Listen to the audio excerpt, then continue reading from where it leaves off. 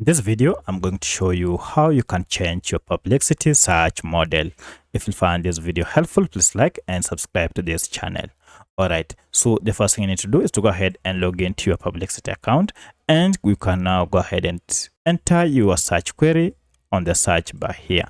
However, before you generate your responses, you may want to go ahead and change your model depending on what you want. It might be you want to generate a video, or you want to generate an image, or you are asking a question that needs search response. Perplexity gives you the freedom to change the model, to use any of the latest model to perform any of the above. It's pretty simple. Just hover over here and you're told choose a model.